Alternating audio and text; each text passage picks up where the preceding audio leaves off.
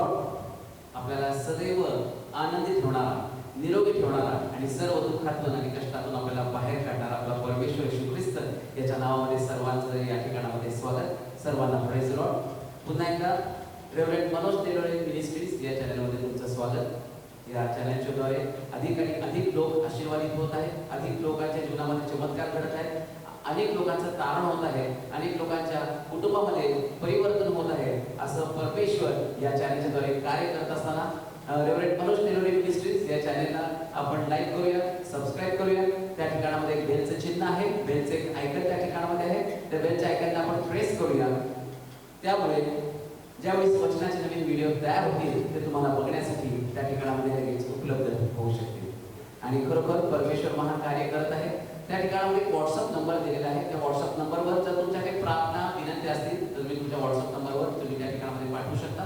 त्याचप्रमाणे तुमच्या जीवनामध्ये जर काही साक्षी घडली असतील तर तुमची साक्ष देखील तुम्ही त्या व्हॉट्सअप नंबरवर तुम्ही पाठवू शकता.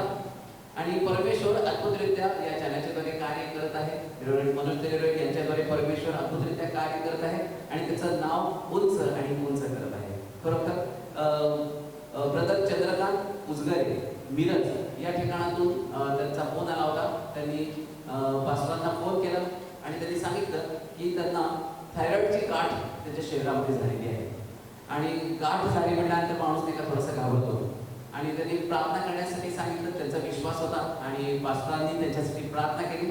आणि ज्यावेळेस ते परत डॉक्टरांकडे गेले त्यावेळेस परमेश्वराने अद्भुत कार्य चमत्कार त्या ठिकाणामध्ये घडवला आणि ती सर्व गाठ नाहीशी करून टाकली. म्हणून सर्व गौरव फक्त आपल्या जिवंत परमेश्वराला येशू ख्रिस्ताला आपण देणार आहोत. त्याचप्रमाणे सिस्टर सरला वांद्रे कोल्हापूर या ठिकाणातून त्यांनी पास्टरांना फोन केला होता. त्यांना फंगल इन्फेक्शन झालं होतं आणि मधल्या काळामध्ये आपल्याला माहिती फंगल इन्फेक्शन देखील एका खूप भयानक अशा पद्धतीचं ते होत होतं. लोक घाबरत होते आणि त्याच्यामध्ये देखील अनेकांचे जीव जात होते.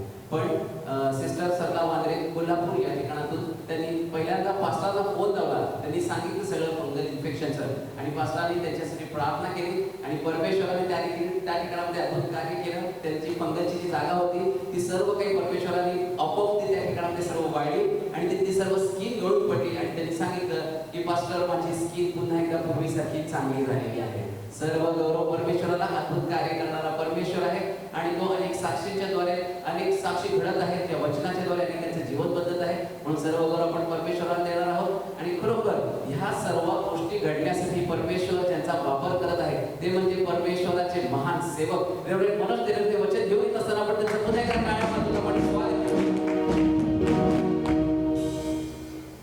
प्रभू येशू ख्रिस्ताच्या नावामध्ये आपणा सर्वांना शालो. खरोखर येशू महान आहे आणि त्याच्याकडे आल्यानंतर जर त्याला प्रार्थना सादर केली तर असं होत नाही की तो आमच्या प्रार्थनेचं उत्तर देत नाही. कारण तो स्वतः शिष्याला शिकवताना म्हणतो मागा म्हणजे तुम्हाला मिळेल, ठोका म्हणजे तुमच्यासाठी उघडलं जाईल. आणि सगळ्यात मोठी समस्या काय माहिती का? तो म्हणतो तुम्ही मागत नाही म्हणून तुम्हाला मिळत नाही. आम्ही देवाकडे मागावं ही देवाची इच्छा आहे. देण्यासाठी त्याच्याकडं असंख्य आशीर्वाद आहे, असंख्य. मला चांगलं आठवतं की औरंगाबादमधनं एका व्यक्तीने मला फोन केला आणि त्यांनी सांगितलं की माझा छोटा मुलगा आहे, त्याच्या हातमध्ये मोठा प्रॉब्लेम आहे, ऑपरेशन करावं लागणार आहे, पण ते ऑपरेशन सक्सेसफुल होईल याची गॅरंटी नाही. डॉक्टर म्हटले की त्याच्या जीवावर बेतणार आहे, परंतु ऑपरेशन केल्याशिवाय पण त्याला पर्याय नाही. मग त्या व्यक्तीचा वडील, बाप रडत होता की पास्टर माझा मुलगा जाऊ नये, तुम्ही प्रार्थना करा. मी अनेक साक्षी ऐकल्या की तुमच्या प्रार्थनेचं उत्तर देव देतो, तुमच्या प्रार्थना देव ऐकतो. माझ्या मुलासाठी मध्यस्थी करा, रद्दबदली करा. सगळ्या डॉक्टरचं ओपिनियन घेतलं आणि ते म्हटले की ते जास्त कॉम्प्लिकेटेड आहे. परंतु प्रार्थना केल्यानंतर देवानं त्यांचा फोन आला. ते म्हटले की एवढं सुंदर ऑपरेशन झालं आणि माझा मुलगा सही सलामत आहे. आशा सोडू नका, कधीच आशा सोडू नका. ज्याचे देवावरती भरोसा आहे, देव त्याच्या इच्छा पूर्ण केल्याशिवाय नाही. समस्येपेक्षा नेहमी येशूला महत्त्व आहे. समस्या आज आहे, उद्या का नसणार आहे, पण येशू मात्र काल, आज आणि युगानुयुग आहे. तो नाही कधी बदलला. पुष्कळ लोकांच्या जीवनामध्ये अनेक मोठमोठ्या साक्षी घडत आहेत. खूप मोठ्या साक्षी, थक्क करणाऱ्या साक्षी, ज्या आमच्या बुद्धीच्या पलीकडच्या आहेत. प्रार्थना करून आम्ही विसरून जातो. कालांतराने लोक सांगतात की प्रभूने तो चमत्कार केलेला आहे, आणि प्रभू ते करतो. अख्खी फॅमिली ते म्हटले की कोविड पॉझिटिव्ह होती आणि सगळे सिरियस होते. कुणालाच त्या ठिकाणामध्ये सगळ्यांना ऑक्सिजनची लेवल आणि त्यांची खालावलेली होती. परंतु फक्त एक प्रार्थना, एका प्रार्थनेनं सगळा परिवार वाचला. हे जिवंत देवाचा अनुग्रह आमच्यावरती असतो. म्हणून शेवटच्या क्षणापर्यंत विश्वास धरशील तर देवाचं गौरव आहे. विश्वास करा. मी कल्पनेतला देव सांगत नाही, मी वास्तव देव सांगतो. तो आहे आणि त्याच्या हातामध्ये अद्भुत सामर्थ्य आहे. अद्भुत अशी कोणतीच समस्या नाही की जी येशू समोर टिकाव धरू शकेल, परंतु त्याच्या हातामध्ये पडायला पाहिजे ना. लोक स्वतःपुरतं राहतात, स्वतःपुरता विचार करतात. माझा व्यवसाय, माझी नोकरी, माझं कुटुंब, माझी ताकद, माझी बुद्धी, आणि विशिष्ट मर्यादेपर्यंत जीवन जगतात. ते पुढे काही करू शकत नाही. पण येशूच्या हातामध्ये पडणारे लोक ते नेहमीच विजय मिळवणारे लोक आहेत. आणि आज देवाच्या हातातला करिश्मा, आजचा विषयच आहे देवाच्या हातामधला करिश्मा. देवाच्या हातामध्ये दोन गोष्टी आहेत. एक देवाचा न्याय आणि दुसरं देवाची कृपा. देवाचा हात आमच्यावरती असणं किंवा देवाच्या हाती सापडणं आणि देवाच्या हातामध्ये पडणं, या दोन भिन्न गोष्टी आहेत. आम्ही कधी कधी म्हणतो नाही का, बरं हातात माझ्या हातात सापडलं तर आता तुझं काय खरं नाही.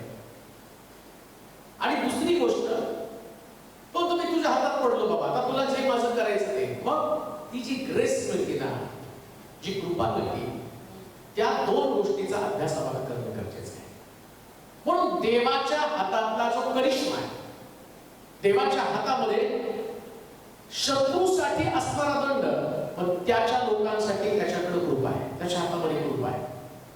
अनेक लोकांना देवाच्या हाताकडे पाहण्याची सवय नाही.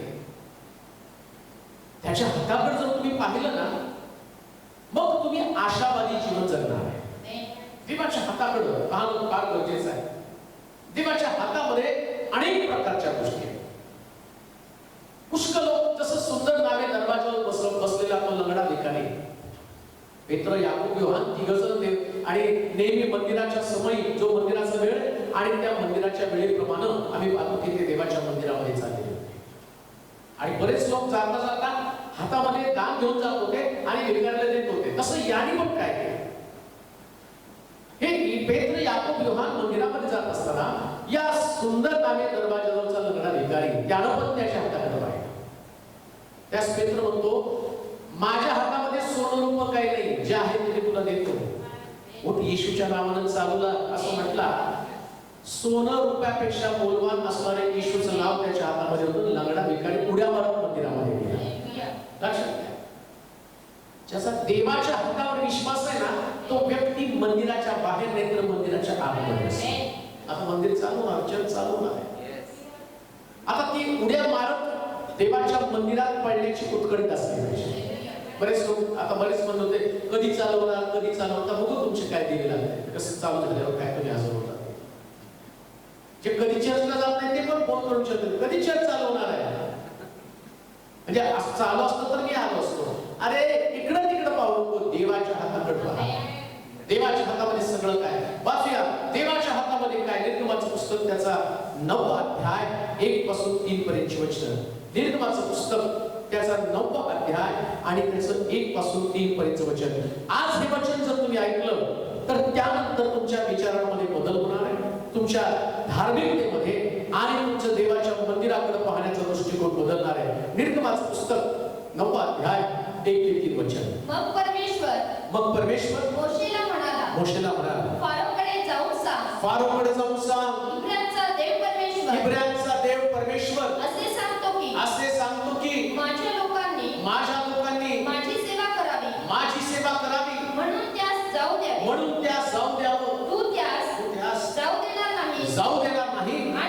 आणि त्यास अजूनही अडवून ठेवशील. अजूनही अडवून ठेवशील. तर पहा घोडे गाढवे उंट गुरेढोरे शेरडं मेंढरं ही जी तुझी जनावरे रानात आहेत त्यांच्यावर परमेश्वराचा हात पडेल. भयंकर मरी उद्भवेल. पहिलीच गोष्ट, देवाच्या हातामध्ये न्याय, जजमेंट. देवाच्या हातातल्या करिश्म्याविषयी तुम्हाला सांगणार आहे. मग देव कोणावरती त्याचा हात चालवतो, कोणावरती देवाचा न्याय येतो, कोणाला देव आपल्या हाताने फटके देतो, तर त्याच्यासाठी निर्गमाच्या पुस्तकामध्ये फारोला देव सांगत आहे, माझ्या लोकांनी माझी सेवा करावी, माझी उपासना करावी. ज्या लोकांच्या अंतःकरणामध्ये देवाच्या उपासनेला महत्व नाही, सेवेला महत्व नाही, लक्षात घ्या. दोन लोक, एक जे उपासनेला अडथळा करणारे लोक आहेत आणि दुसरे लोक जे उपासनेला अडथळतात. उपासना ही फार महत्वाची आहे, कारण देव आम्हाला आठवड्याचे 7 दिवस 6 दिवस त्याच्यामध्ये आम्हाला काम करण्यासाठी, कष्ट करण्यासाठी कृपा करतो. जे निर्गमाच्या पुस्तकाच्या 20व्या अध्यायामध्ये दिलं, 6 दिवस श्रम कर, 7वा दिवस तुझा देव परमेश्वर याच्या प्रित्यर्थ पवित्रपणे पाळ. म्हणजे 6 दिवस कष्ट करण्यासाठी देव ताकद देतो. कशासाठी माहिती का? पुरवठा करतो. 7व्या दिवशी तुम्ही देवाच्या घरात उपासनेसाठी जा आणि त्या उपासनेला जाण्यासाठी अडखळ करणारी कोणती पण व्यक्ती असेल, फारोला तो म्हणत आहे. काय झाले वाचा बरं. मग परमेश्वर मोशेला म्हणाला, फारोकडे जाऊन सांग, इब्रांचा देव परमेश्वर असे सांगतो की माझ्या लोकांनी माझी सेवा करावी, म्हणून त्यास जाऊ द्यावे. पहिली गोष्ट देवाची इच्छा की देवाच्या लोकांनी त्याची सेवा करावी. कारण आठवडाभर देव तुमची सेवा करतो. सेवा करणं म्हणजे ज्या वस्तू तुम्हाला लागतात देव तुम्हाला देतो. आरोग्य दिलं. कोरोना काळामध्ये 2 वर्ष झालं कोरोना आहे, देवानं तुमची सेवा केली, तुमचं संरक्षण केलं. मग त्यालाच वाटतं चर्च चालू झालं, लोकांनी माझी सेवा करावी, ध्यानी मंदिरामध्ये यावं, ध्यानी उपासनेला यावं. हा सेवाचा निरोप जसं देवानं मोशेकडे आणि पाठवला आणि फारोला सांगितलं, माझ्या लोकांना जाऊ दे. देवाचे प्रिय लोक हो, आता परमेश्वराच्या घराकडे जाणं याच्यामध्येच आमचं आहे. आणि जर लोक देवाच्या मंदिराकडे गेले नाही त्याची सेवा करण्यासाठी, त्याची आराधना करण्यासाठी, येशू ख्रिस्त जगामध्ये आल्यानंतर आम्ही पाहतो ज्या शत्रुणी स्त्रीकडे तो याकोबाच्या विहिरीवरती गेला, त्या स्त्रीला त्या याकोबाच्या विहिरीवर येण्याचा उद्देश तो सांगतो. देव त्याचे स्वतःचे उपासक शोधत आहे, त्याचे स्वतःचे उपासक. माझे लोक माझी उपासना आत्म्यानं आणि खरेपणानं करतात. म्हणजे येशू जगामध्ये येण्याचा उद्देश काय होता? त्याचे वर्षिपर, त्याचे उपासक, त्याचे सेवक तयार करावे.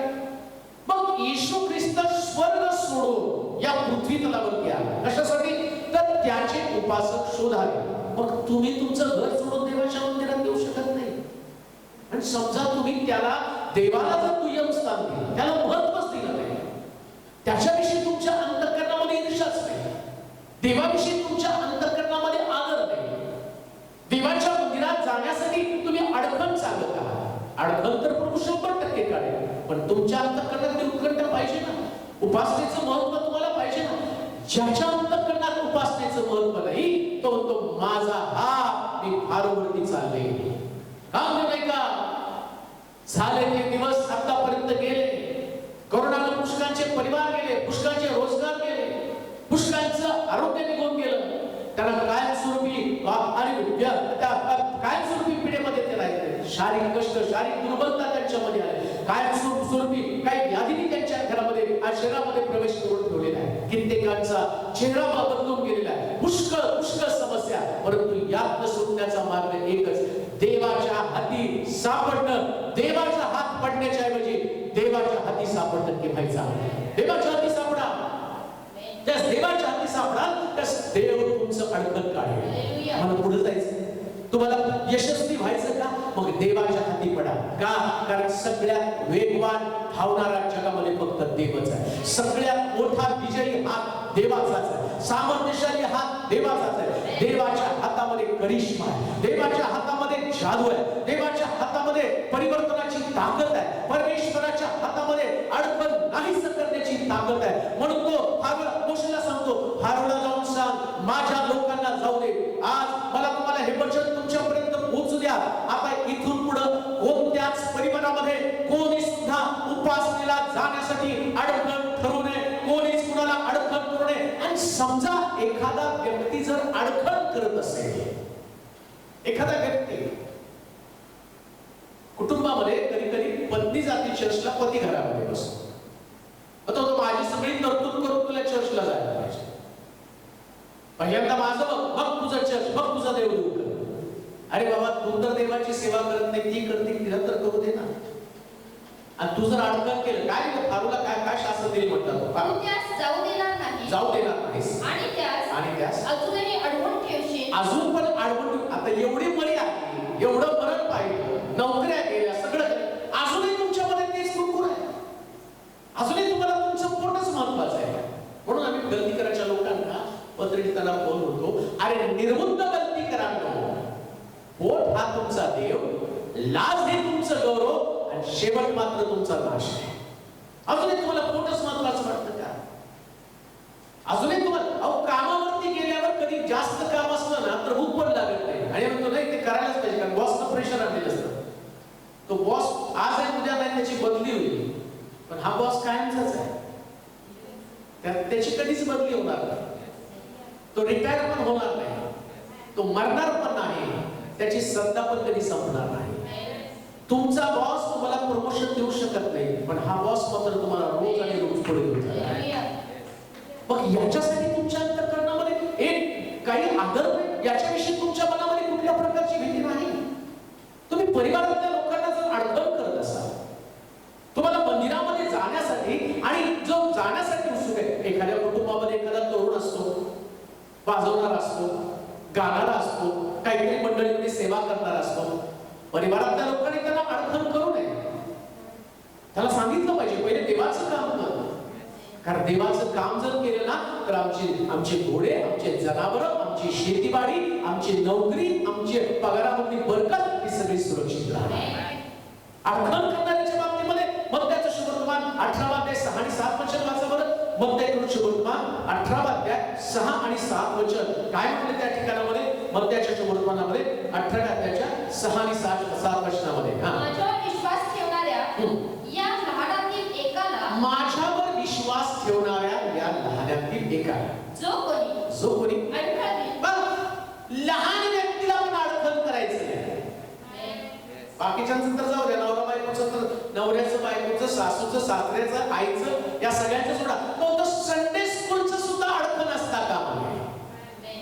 मला वाटतं ज्या दिवशी लोकांमध्ये ही जागृती येईल ना, त्या दिवशी देवाचा हात लोकांवर चालणार नाही, देव हात फिरवेल लोकांवरती. आज देवाचा हात चाललेला आहे सगळीकडे.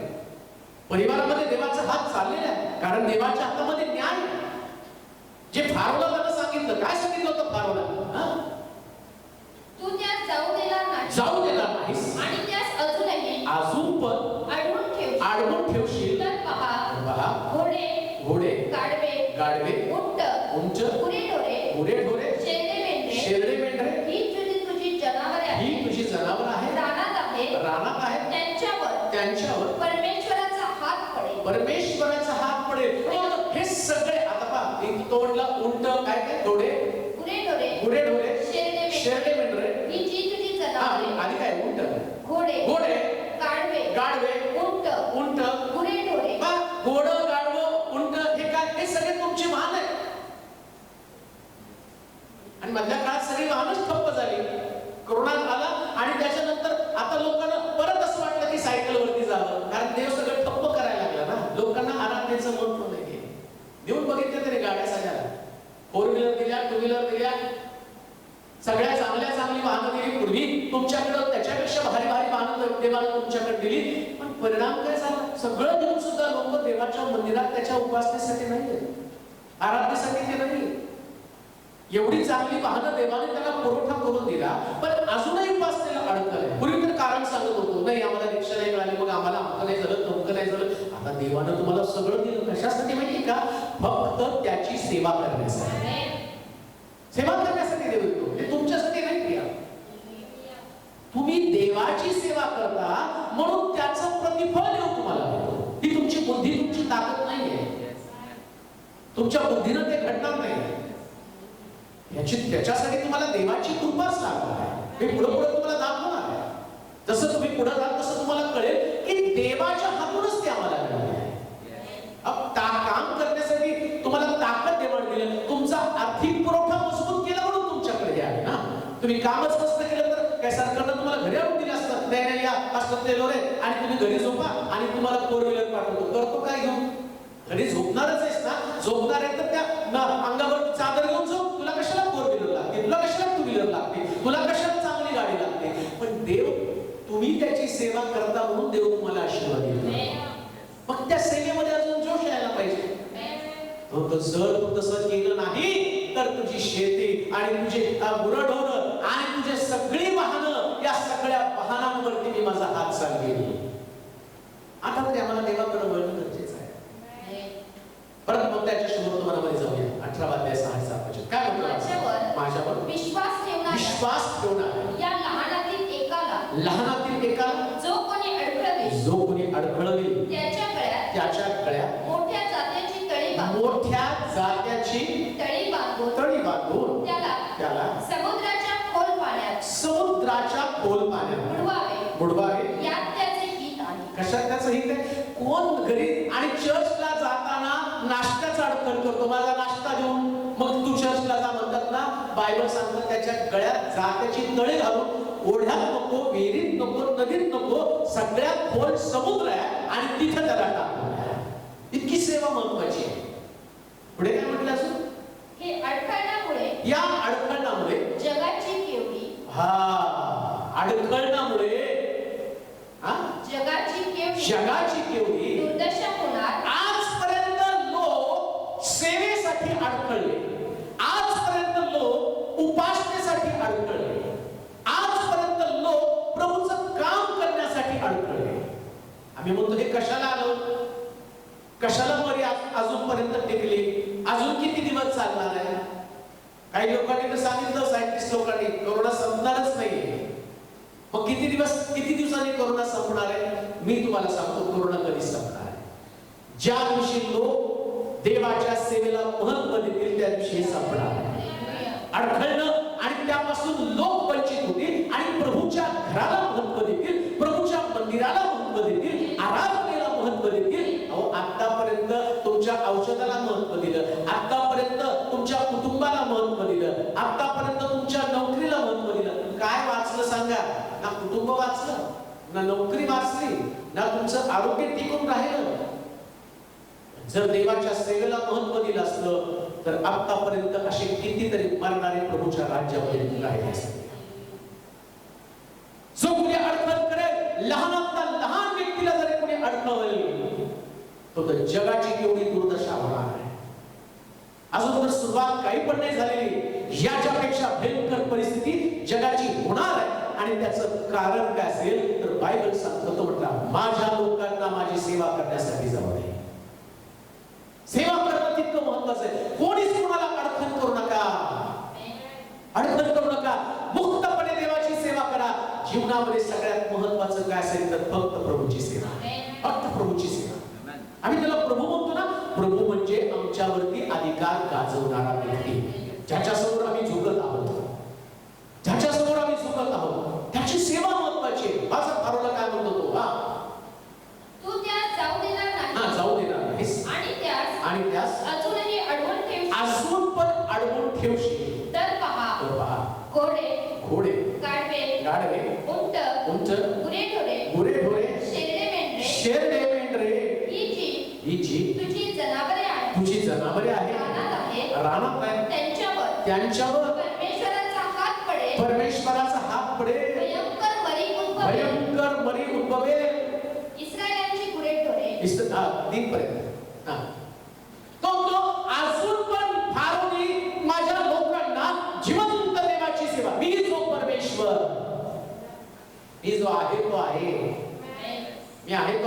कधीच बदलत नाही. तो एक्सक्यूज करत नाही बरं का, नाही आता नाही, मग आळस आहे प्रभू, मला एवढा रविवार जाऊ दे, मग तेवढा रविवार जाऊ दे. तुम्ही एक रविवार टाळता, तो वर्ष टाळायला लागले त्या बलीला काढायला. सगळे उपवास प्रार्थना करतात, देवा घालो. अरे एक रविवार जर तू महत्व दिलं असतं, तू तर जगावर ही एवढी मोठी आपत्ती आली नसती, जी मन त्याच्या समोर मनामध्ये सांगितलं, अडखळ कोणास करू नका, लहानाला सुद्धा अडखळ करू नका. आणि जर कोणी अडचण करेल तर तो जगाची केवढी दुर्दशा होणार आहे. किती भयंकर प्रकारच्या परिस्थितीमध्ये जग सापडेल. का? कारण देवाच्या हाती आता जग सापडले. तो म्हटलं माझ्या हातामध्ये सापडा, पण सापडण्याच्या ऐवजी हातामध्ये सापडणं म्हणजे काय, पळता थांबणं, त्याने आमच्यावर येऊन पकडलं. पण काय होतं माहिती का, हाती सापडत नाही, मग काय, पळत राहतो. मग शेवटी जो वेगवान आहे तो कुठं तरी जाऊन त्याला पकडतो. देवाच्या हातामध्ये पडण्याच्या ऐवजी तो देवाच्या हाती सापडतो. म्हणजे देवानं तुमचा वेगवान पाठला केला. जसं एक मनुष्य यरुशलेम सोडून जात असताना लुटारूच्या हाती सापडला. मग काय केलं लुटारू, त्याला झोपलं. तसं देवाच्या हाती जर पळता आम्ही सापडलो, तुम्ही किती पळणार आहे? जेवढी ताकद आहे तेवढी. रक्तस्रावी स्त्री तिने होतं ना तर तेवढं सगळं खर्च केलं, ताकद संपली, मग शेवटी येशूकडे गेली. ती येशूच्या हाती पडली नाही, त्या येशूच्या हाती सापडली नाही, ती येशूच्या हातामध्ये पडली. सापडणं वेगळं आणि पडणं वेगळं. सापडणं म्हणजे पळत राहणं, ये कुठवर आणि मी इकडं जाईल तिकडं जाईल, कुठं पण जा. शेवटी एकदा देव तुला पकडणार आणि देवानं तुला पकडल्यावर तो तुला तसंच ठेवणार नाही, चांगलं शिक्षा करणार आहे. कारण देवाच्या हातामध्ये शिक्षा शासन पण येते. जसं त्याने फार्मला सांगितलं, माझ्या लोकांना जर तू अडचण करशील तर माझा हात मी तुझ्या शेतावरती चालवेल, तुझ्या जनावरांवरती चालवेल, तुझ्या नोकरीवरती मी चालवेल, तुझ्या उत्पन्नावरती मी चालवेल, तुझ्या घराण्यावरती मी चालवेल. बांधू नये का? कोणतीच गोष्ट देवापासून जर मला सुरक्षित ठेवायची असेल तर देवाच्या हातामध्ये पडणंच गरजेचं आहे. कारण देवाच्या हातामध्ये कृपा आहे आणि देवाच्या हातामध्ये न्याय आहे. आता तुम्हाला ठरवायचं आहे, मी स्वतःहून परमेश्वराच्या हाती सापडायचं, त्याला शरण जायचं. देवाच्या हाती सापडणं, देवाच्या हाती पडणं म्हणजे काय, परमेश्वराला शरण जाणं. प्रभू थकलो, असह्य झालेलं आहे. जशी रक्तस्रावी म्हणती, सगळ्या वैद्यांकडे हात सोसून घेतलेले, आता जाते आणि त्याच्या वस्त्राच्या गोंड्याला स्पर्श करते. हो, ती देवाच्या हाती जाऊन पडली प्रियानो, ती देवाच्या हाती सापडली नाही. शास्त्र सांगतं परमेश्वरानं, येशूनं आपलं अलौकिक सामर्थ्य तिच्यामध्ये पाहू दिलं आणि तिचा रक्ताचा थडा सुकला. आज सकाळी देवाचं वचन सांगत असताना तुमच्यासाठी एक आदिश वर्तमान सांगत आहे, पळू नका, थांबा आणि देवाच्या हाती पडा. देवाला तुमचा आणि त्या देवाला तुम्हाला कवेमध्ये घेऊन द्या, त्याला आपल्या जवळ घेऊन द्या, ज्यास देव आपल्या जवळ घेईल. शास्त्र सांगतं, एक मनुष्य यरुशलेम सोडून जात असता लुटारूच्या हाती सापडला, लुटारूने त्याला चोप दिला, चांगला शमरोनी आला, त्याने त्याच्या जखमीला तेल लावलं आणि त्याच्या जखमा पुसल्या, मलमपट्टी केली, उतार शाळेमध्ये ठेवलं. ज्यावेळेस आम्ही पाहतो उतार शाळेत या चांगल्या शमरोनाच्या हातामध्ये तो पडला, चांगल्या शमरोनाने त्याच्या जखमा पुसल्या. देवाच्या हातामध्ये जर आम्ही पडलो तर लक्षात ठेवा, देव आमच्या जखमा पुसून टाकणार. 100% जी आमची कमतरता आहे ती दूर करून टाकणार आहे. ज्या आमचे घाव आमच्या शरीरावरती झालेले, मग ते दारिद्र्य असेल, मग ते पराजयाचा घाव असेल, मग ती बेकारी असेल, मग तो कर्जाचा घाव असेल, मग ते रोग व्याधी विकार असेल, मग ती तुमच्यामध्ये बेचैनी असेल, निराशा असेल आणि सगळीकडनं दुखावला गेला असेल, पण मलमपट्टी फक्त चांगला शमरोनी म्हणजे येशूच करणार आहे. आणि म्हणून त्याच्या हाती पडा, सापडू नका, पडू नका. आता थांबा, आतापर्यंत प्रयत्न केले, आता थांबा. आता देवाला म्हणा, देवा माझ्यावर दया कर. आणि तो खूप कृपाळू आहे बरं का. तुम्ही एवढं पळाला म्हणून तुमच्याकडनं तो तुम्हाला फटके नाही मारला, उलट तुम्ही एवढं पळाला दमला, त्याला तुमची अवस्था कळते. उधळ्या पुत्र बापाच्या घरी सगळं संपून आला तरी त्याच्या बापाने त्याला त्याचा मुलगा म्हणून स्वीकारलं. हे देवाचं अंतःकरण आहे. येशू ज्या सांगतो ना एका चांगल्या बापाचे गुण, त्याला त्याच्या बापावरून कळालं हा बाप कसा असतो. किती पण नुकसान झालं असेल ना तर हा बाप परत तुम्हाला मुलाचा दर्जा देतो आणि त्याच्या जवळ तुम्हाला ठेवतो. पण त्याच्या हाती आम्हाला सापडणं गरजेचं आहे, त्याच्या हाती आम्हाला पडणं गरजेचं आहे. दुसरी गोष्ट मी वाचूया योबाचं पुस्तक त्याचा 19वा अध्याय आणि त्याचं 21 वचन. योबाचं पुस्तक त्याचा 19वा अध्याय 21 वचन. देवाच्या हातातला करिश्मा काय? देवाच्या हातामध्ये योबाचं पुस्तक 19वा अध्याय 21 वचन. माझ्या मित्रांनो मजवर दया करा, माझ्यावर दया करा. हो दया करा, हो दया करा, कारण देवाचा हात माझ्यावर पडला आहे. दुसरी गोष्ट, पहिली गोष्ट आम्ही पाहिली, देवाचा हात न्याय करण्यासाठी. जो व्यक्ती देवाच्या हाती सापडतो, देवाच्या हाती पडणं वेगळं आणि सापडणं वेगळं. जर देवाच्या हाती मी सापडलो तर मग माझा न्याय होणार, आणि जर मी देवाच्या हाती पडलो तर देवाची कृपा मला मिळणार. पहिल्यांदा न्यायास देवाच्या हातामध्ये न्याय पाहिला. दुसरी गोष्ट, देवाच्या हातामध्ये पडणं कशासाठी? देवाच्या हातामध्ये पडल्यावर देव सुधारणा करतो. सुधारणा करण्यासाठी देवाच्या हातात पडणं गरजेचं आहे. योग काय म्हणतो माहिती का? माझ्या मित्रांनो, मी देवाचा हात माझ्यावरती पडलेला आहे. म्हणजे देवाचा हात पडणं म्हणजे सुधारणा करणं. कधी कधी मुलगा चुकतो ना, एका फटक्यात बाप त्याला सुधारवतो. सिगारेट पिताना कधी सापडला, शिवी देताना कधी सापडला तर त्याचा बाप त्याला फटका मारतो. पण कशासाठी माहिती का? त्याच्यानंतर त्याच्यामध्ये सुधारणा होती. देवाच्या हातातला करिश्मा काय माहिती का? देव तुम्हाला पळू देतो, किती पळायचं तेवढं पळू देतो. मग एकदा का असा फटका मारतो की दुसऱ्यांदा त्या वाटेला पण आम्ही जात नाही. मग आम्हाला कळतं, अरे नाही, दारू पिल्याचा परिणाम माझा लिव्हर फुटलेला आहे, खराब झालेला आहे. व्यभिचार केल्याचा परिणाम दाविदाच्या घराने भोगला. सुधारणा करण्यासाठी देवाने त्याला सांगितलं, आता तलवार तुझं घर सोडणार नाही. योग पण त्याच गोष्टी सांगत आहे. काय म्हणत आहे? माझ्या मित्रांनो, काय लिहिले वाचा? माझ्या मित्रांनो माझ्यावर दया करा, हो दया करा, हो दया करा, कारण देवाचा हात माझ्यावर पडला. देवाचा हात माझ्यावरती पडलेला. कशासाठी पडला? सुधारणा करण्यासाठी. जे काही आमच्यामध्ये नको आहे ना ते काढून टाकण्यासाठी देवाचा हात आमच्यामध्ये पडतो. एक उदाहरण पवित्र शास्त्राचं तुम्हाला सांगतो.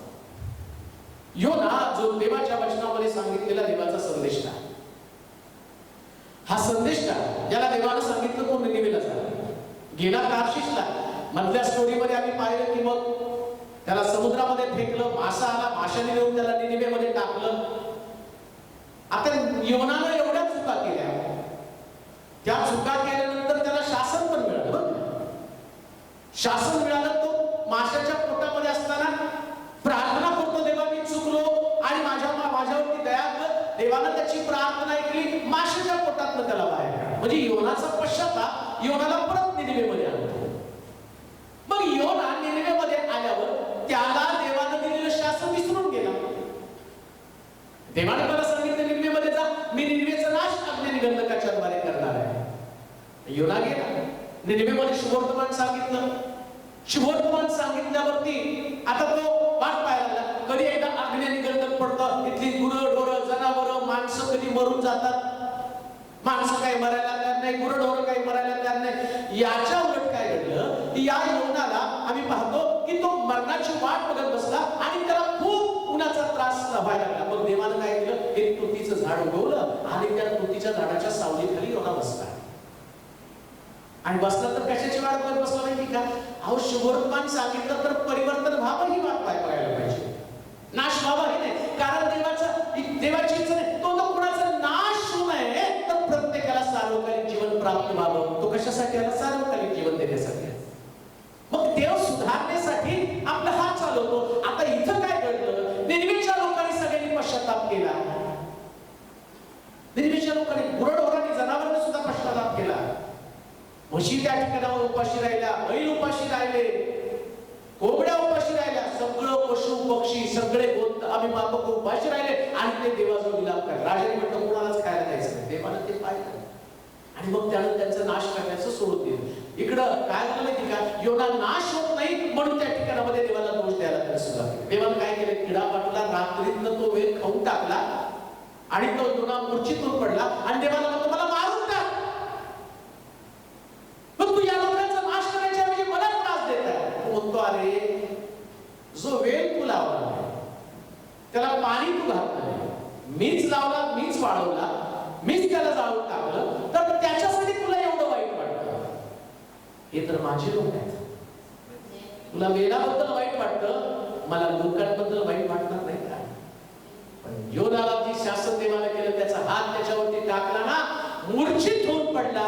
त्याच्याने योनामध्ये सुधारणा झाली, त्याचे विचार बदलून गेले. कधी कधी आमचे विचार बदलत नाही ना, त्यास देव आपला हात चालवतो. लक्षात घ्या, देव आम्हाला दंड देतो, देव आम्हाला शासन करतो. म्हणून देवाच्या हातामध्ये पडत असताना एक गोष्ट ध्यानात ठेवा. बऱ्याच वेळा आई वडील सुद्धा लेकरांना लहानपणी हट्ट केल्यावरती भरपूर बडवते, पण बडवून काय त्याला कचऱ्याच्या डब्यात किंवा रस्त्यावर फेकत मारते. मारून ते शांत झालं ना, मग मुद्दामून कुठंतरी दुकानात जाऊन चांगली काहीतरी वस्तू त्याला घेऊन देतात, चॉकलेट दे किंवा एखादा ड्रेस घेऊन दे, का तर याला खूप बडवते. मग हे आई वडील करतात, देव करत नाही का? देव करणार नाही का? म्हणून देवानं कधी तुमच्यावर हात चालवला ना, काही दुःख दिलं ना, तर त्याच्यावर दुप्पट आशीर्वाद पण देतो. म्हणून देवाचं शासन सुद्धा तुच्छ मानू नका. देवाला म्हणा, तू माझ्यावरती अधिकार गाजवून अशा प्रकारे मला दंडित केलं, अशा प्रकारे मला पीडा दिल्या ना, या पिढेमध्ये मी माझी सुधारणा करून घेत आहे. मी कुठं चुकलो ते मला कळाले. माझ्यामध्ये राग आहे, माझ्यामध्ये अहंकार आहे, माझ्यामध्ये ईर्ष्या आहे, माझ्यामध्ये स्पर्धा आहे, माझ्यामध्ये दोष भावना आहे, मी लोकांना वाईट बोलतो, माझ्यामध्ये व्यभिचाराचं पातक आहे, माझ्यामध्ये व्यसन आहे, माझ्यामध्ये आणि बंड करण्याची वृत्ती आहे. तुला न आवडणाऱ्या असंख्य गोष्टी माझ्यामध्ये. देवाचे प्रिय लोक, संत न हो, परमेश्वराचं वचन ऐकणारे लोक हो, तुमच्यामध्ये अशी एकही गोष्ट जी देवाला पसंत नाही, ती जर तुमच्यामध्ये असेल तर देव त्याचा हात तुमच्यावरती चालवणार आहे, तुमच्यावरती हात चालवणार आहे. देव कोणाची गैर करत नाही, कारण तुमचा देव पवित्र आहे, तुमचा देव शुद्ध आहे. आणि त्याला असं वाटतं त्याच्या लोकांनी त्याच्यासारखं शुद्ध जीवन जगावं, त्याच्या लोकांनी त्याच्यासारखं बनावं. आणि त्याच्यासारखं बनवण्यासाठी जसं माळी आपल्या झाडाला साफसूफ करतो, कशासाठी साफसूफ करतो? का तो फांद आणखी फांदी किंवा तो फाटा कापतो, कारण त्या फाट्याला चांगलं फळ यावं. फळ यावं. मग माळी सुद्धा कात्रीच्या अनुभवावर त्या झाडाला घेऊन जातो. मग कात्रीचा अनुभव त्या झाडासाठी जरी कठीण असला, पण झाड मात्र फळ देणार आहे. तसं परमेश्वर त्याचा हात तुमच्यावरती पडेल ना, आणि ते सुधारण्यासाठी असणार आहे. देवाच्या हातामध्ये सुधारणा आहे. देव त्याच्या लोकांना सुधारतो, प्रिय. आम्ही पण सुधारणं गरजेचं आहे. जर आमच्यामध्ये काही पीडा आल्या ना, देवाला प्रश्न विचारा, पाळकाला नका विचारा. काही लोक मुद्दाम पाळकाला कोण विचारतात, असं माझं काय चुकलं, त्याला काय माहिती. आणि तुम्ही सगळ्यात जास्त कुणाला ओळखता बरं का, पाळकापेक्षा, ब्रदरपेक्षा, सिस्टरपेक्षा तुम्ही सगळ्यात जास्त तुम्हाला ओळखता. आणि तुम्हाला ओळखायचं कसं माहिती का, बिछाण्यावर पडल्यावर फक्त सकाळपासून संध्याकाळपर्यंत काय काय केलं याची उजळणी करा, आपोआप तुम्हाला ओळखाल. तुम्ही लवाड आहात, तुम्ही रागिष्ट आहात, तुमच्यामध्ये ईर्ष्या आहे, तुमच्यामध्ये खुणशी स्वभाव आहे, तुमच्यामध्ये दोष भावना आहे, तुमच्यामध्ये अहंकार आहे, मीपणा आहे, काहीतरी तुमच्यामध्ये अशा चुका आहेत. आणि देवाला ते वाटतं तुमच्यातलं काढावं. आता बरेच लोक म्हणतात, बघा ते पाप करतात, देव त्यांना सुधरत नाही, आमच्याच मागे लागलाय. तू देवाचं लेकरू म्हणून तुझ्या मागे लागला ना. आपल्या लेकराला सोडून कोण शेजारच्या पोराला मारेल का? शेजारच्या पोराला मारलं तर भांडायला येते. म्हणजे तुमची लेकरं तुम्ही त्याला शासन करता, असं तुम्ही देवाची लेकरं आहात.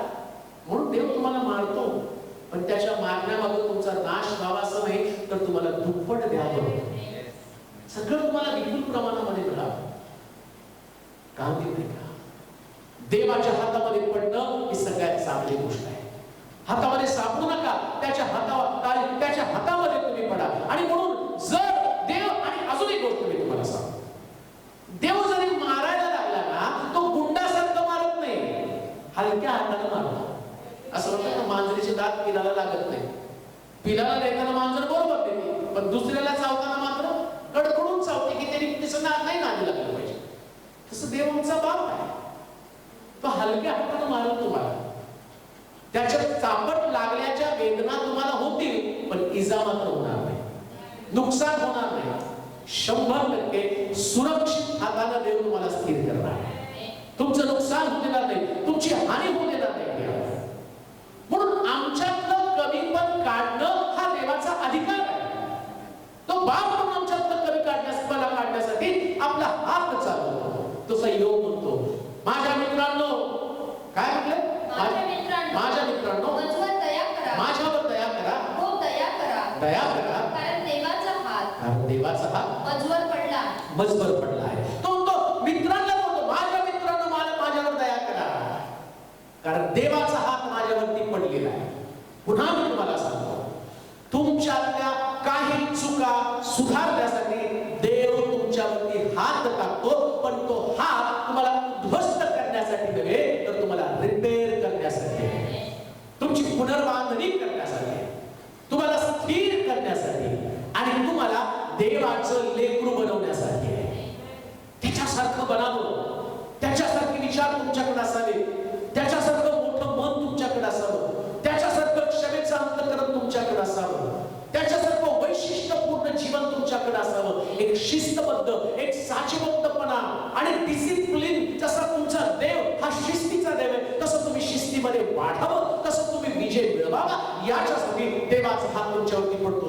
देवाच्या हातातल्या करिश्मामध्ये तिसरी गोष्ट आम्ही पाहणार आहोत. योहानाचं सुवर्तमान 10वा अध्याय 29 वचन. योहानाचं सुवर्तमान 10वा अध्याय 29 वचन. पहा किती सुंदर लिहिलं. देवाच्या हातामध्ये काय आहे, जो देवाच्या हाती पडतो त्या काय त्याच्या बाबतीमध्ये घडतं. पित्याने मला जे दिले ते सर्वाहून मोठे आहे, सर्वाहून मोठं आहे, आणि पित्याच्या हातातून ते कोणी हिसकून घेऊ शकत नाही. देवाच्या हातामध्ये मला का पडायचं आहे, सापडायचं नाही. पुन्हा मी तुम्हाला सांगतो, देवाच्या हातात मला पडायचं. त्याचं पहिलं कारण आहे मला इथं दोन आम्ही न्याय पाहिले, जजमेंट पाहिले. पहिलं देवाचा हात सुधारणा करण्यासाठी, देवाचा हात आमचा न्याय करण्यासाठी. न्याय करणं म्हणजे नको असलेल्या गोष्टी काढून टाकणं, जाणीव करून देणं. न्याय म्हणजे जाणीव करून दिली जाते. आता देवाच्या हातामध्ये जर मी पडलं तर काय फायदा होणार आहे, येशू ख्रिस्त सांगतो. जे काय पित्यानं मला जे दिलं ते सर्वाहून मोठे आहे. जे काही पित्यानं मला दिले ते सगळ्या जगापेक्षा मोठं मला दिले. बिग वन, सगळ्यात मोठं. देवानं मला काय दिलं, देवानं मला सेवा दिली, आणि ही सेवा सगळ्यात मोठी आहे, सगळ्यात मोठी आहे. एखाद्या व्यक्तीला प्रभूने जे काम दिलेलं लक्षात घ्या, ते सगळ्यात मोठं काम आहे. का मी त्याचं कारण तुम्हाला सांगतो, का तुम्हाला देवाच्या हातामध्ये पडायचं. हारोडा त्यानं सांगितलं, माझ्या लोकांना सेवेसाठी जाऊ दे. मी जगासंबंधानं बोलत नाही, मी सेवेसंबंधानं बोलत नाही. आता देवानं ज्या दूतांची निर्मिती केली ना, या दूतांना त्याच्या सेवेसाठी ठेवलं होतं. लुसिफरला आराधनेची सेवा दिली, गॅब्रिएलला संदेश घेऊन जाण्याची सेवा दिली, मिखाएलला युद्धाची सेवा दिली. मग आताच घडलं काय, लुसिफरची सेवा काढून घेतली, त्याला खाली पाठवून दिलं, स्वर्गात त्याला खाली टाकलं. आता स्वर्गामध्ये भरती चालू आहे. लुसिफर तर खाली गेला, त्याच्याबरोबरचे दूत पण खाली गेले. मग स्वर्गामध्ये ती जागा तर भरायला पाहिजे ना. कोणती जागा, उपासनेची जागा. जे येशूने सांगितलं, पिता स्वतःचे उपासक, म्हणजे जी जाहिरात असते ना, जाहिरातीमध्ये सांगितलं वॉन्टेड. मग वॉन्टेड मध्ये सांगितलं जातं काय, अशा अशा स्वरूपाचे लोक पाहिजे, आणि ती भरती चालू आहे. आणि आम्हाला माहिती की भरतीचा गोंधळ काल किती झाला.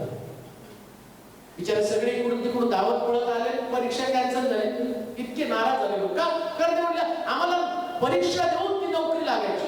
6,000 जागा आणि 60 लाख लोक आले असते, कारण त्यांना लागायचे तिथं, जागा कमी आहे.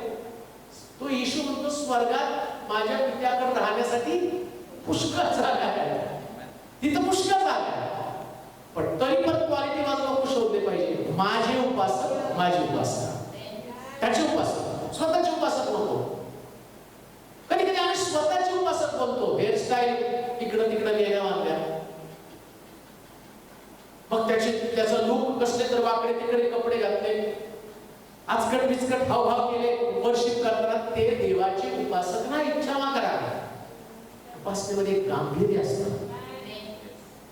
काय मी तुम्हाला सांगतो, जे तुम्हाला दिलं ते खूप मोठं आहे, जे तुमच्याकडे आहे. माझ्याकडे जर प्रीचिंग आहे ना, हे माझं प्रीचिंग मोठं आहे, माझं लुक नाही मोठं, ते नाही महत्वाचं. मी कसा दिसतो याच्यापेक्षा प्रभू माझ्याकडनं काय बोलून येतो ते महत्वाचं आहे, हे मोठं आहे. आणि हे जी मोठी गोष्ट आहे, लक्षात ठेवा, जे बोलवान आहे, चोर येतो चोरी खात नाश करण्यासाठी, चोरी करण्यासाठी, काय चोरण्यासाठी, जे तुम्हाला मोठं दिलेलं आहे. तुम्हाला काय मोठं दिलं? कीबोर्ड वाजवणाऱ्याला हे कीबोर्ड वाजवण्याचं दान सगळ्यात मोठं दान दिलंय. ड्रम वाजवणाऱ्याला हे ड्रम वाजवण्याचं दान सगळ्यात मोठं दान दिलेलं आहे. आता हे सैतानाची जागा काढून आम्हाला दिलेली आहे. मी गाणं गातो तर ते माझी जागा आहे, जे आता वर्शिप करत होते मग अशी ती त्यांची जागा आहे. मग ती जागा तर घ्यायला पाहिजे का? याने माझी जागा घेतली बरं का, त्याचे दूत आहे सैतानाचे. एक दिवशी स्वर्गात ते उपासना करत होते, मग कॉम्पिटिशन तर येणार आहे. मग काय होणार आहे? आता तो त्यांची सेवा काढून घेणार आहे. जी फारूला त्याने सांगितलं माझ्या लोकांना सेवेसाठी जाऊ दे, आता फारू जाऊ देत नाही. तसं तुमच्यामध्ये हा सैतान काम करणार. तुमचं लक्ष उपासनेपेक्षा तुमच्याकडे जास्त लागू देणार. आणि तू हवेच्या बाबतीमध्ये काय काढलं, कसं हवेला फसवलं. हे फळ किती सुंदर आहे, देवाला तुला सांगितलं ना मधल्या झाडाचं फळ खाऊ नको, हे खा, शहाणपणासाठी इष्ट आहे आणि तू मरणार नाही. हवेचं लक्ष देवाकडनं आपोआप स्वतःकडे लागलं. खाल्लं तर काय होणार आहे? ती उपाशी नव्हती, तिला सगळं काही मिळत होतं, पण लक्ष तिचं देवाकडनं निघालं, स्वतःकडे लागलं. मला ते पाहिजे, मला देवाची जागा पाहिजे. उपासनेमध्ये तेच होतं, प्रीचरच्या जीवनामध्ये तेच होतं. तो देवाची जागा घेण्याचा प्रयत्न करतो. त्याला वाटतं लोकांनी माझ्याकडे बघावं, त्याला वाटतं लोकांनी माझं कौतुक करावं, त्याला वाटतं लोकांनी माझ्या डोक्यावर घेऊन नाचावं. हात देऊ नये का? ज्या दिवशी तुमच्यामध्ये ही भावना येते त्याच दिवशी हा सैतान तुमचं जीवन काढून घेतो. परंतु येशू म्हणतो जे मला मिळालं ते महत्वाचं आहे, म्हणून मी माझं जीवन देवाच्या हाती सोपवतो. का देऊ नये का? देवाच्या हातामध्ये जर तुमचं जीवन सोपवलं तर त्याच्या हातामध्ये संरक्षण आहे. तुम्ही तुमचं जीवन स्वतःच्या हातात ठेवू नका, स्वतःसाठी जगू नका, स्वतःचा विचार करू नका. ज्यानं तुमच्यासाठी सर्वोत्तम योजना केल्या, ज्यानं तुमच्यासाठी सगळ्यात भारी प्लॅन केले, ह्याच्या हातामध्ये तुमचं जीवन सुरक्षित आहे. आणि म्हणून म्हटलं माझं जीवन ज्याच्या हातामध्ये मी सोपवलं त्याच्यापासून काढून घेण्याची ताकद कोणाकडे नाही. ना माझं भविष्य कोणी बदलू शकणार आहे, ना माझं जीवन कोणी त्याच्यामध्ये संकट होऊ शकणार आहे. म्हणून लक्षात ठेवा, जे तुम्हाला मिळालं ते सगळ्यात भारी आहे. जे मिळालं ते खूप आहे. वाचा परत ते वचन. पित्याने मला जे दिलं ते सर्वाहून मोठे आहे, ते सगळ्यातून मोठं आहे. आणि पित्याच्या हातातून ते कोणी हिसकून घेऊ शकत नाही. जे दिलं ते कोणी हिसकावून घेऊ शकत नाही. काय दिलं पित्यानं? मला देवानं ठरवलं की ह्याला पाळत बनवायचं. मी पाळत फुले म्हणून सैतान प्लॅन करणारच आहे ना. पण माझी सेवाच पित्याकडनं आलेली आहे, त्यामुळं कोणी सुद्धा सेवेत मला पाडू शकणार नाही. किती संकटम का? कारण माझी सेवा देवाच्या हातामध्ये आहे. तुम्ही जी सेवा करता, जे तुमचं काम आहे, या कामाला कोणी काढून घेऊ शकणार नाही. परत आहे काय? ज्याला देवाच्या हातातलं संरक्षण कळालं त्याचे विचार कसे बदलतात. बरेच लोक म्हणतात त्याच्यामुळे माझी सेवा पडली. तू त्याच्या हातावर विश्वास ठेवला, ज्यानं दिली त्याच्यावर मी विश्वास ठेवला. तो माझ्याविषयी कुबंड करत आहे आणि रचत आहे. योसेफाच्या बाबतीत आली आहे. योसेफ म्हटला वाईट वाटून घेऊ नका, तुम्ही मला विकलं, तुम्ही मला बापापासून तोडलं, याच्याबद्दल वाईट वाटून घेऊ नका, कारण हा देवाच्या योजनेचा भाग होता. देवाला दाखवायचं असतं बा तुम्हाला. ज्यावेळेस तुम्हाला वाटतं ना मिनिस्ट्रीमध्ये तुम्ही खाली चाललेला आहात किंवा तुम्हाला तुमच्यामध्ये असुरक्षेची भावना येते, तुमच्या बिझनेसमध्ये तुम्हाला असं वाटतं की प्रार्थना केल्यावर तुम्हाला बिझनेस मिळाला, प्रार्थना केल्यावर तुम्हाला आरोग्य मिळालं, पण कधी कधी जे देवानं दिलं त्याच्याविषयी तुमच्या मनामध्ये शंका येते. त्यास खंबीर असा, मनाचा पक्का निग्रह करा. ज्याच्याकडून ते मला मिळालं त्याच्यापासून काढून घेण्याची शक्ती कोणामध्ये नाही. कोणच नाही काढून घेणार, कोणच नाही काढून घेणार.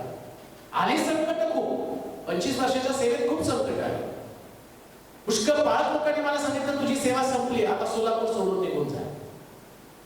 बऱ्याच लोकांनी मला घरामध्ये बोलवून सांगितलं.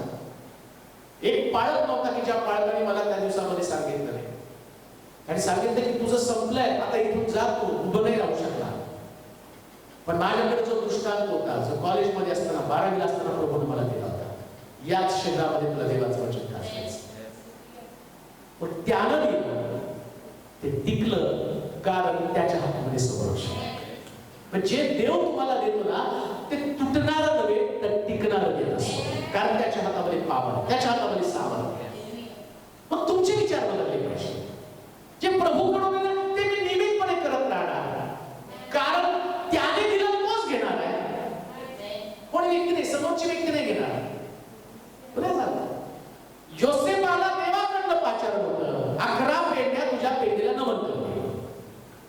याचं स्वप्न त्यांची डोकेदुखी बनली ना, बाबांची 11 भावंडांची. अरे याला नमन करायचं, त्याच्यापेक्षा यालाच मारून टाकू का, तर याला नमन करण्याची वेळ येणार नाही.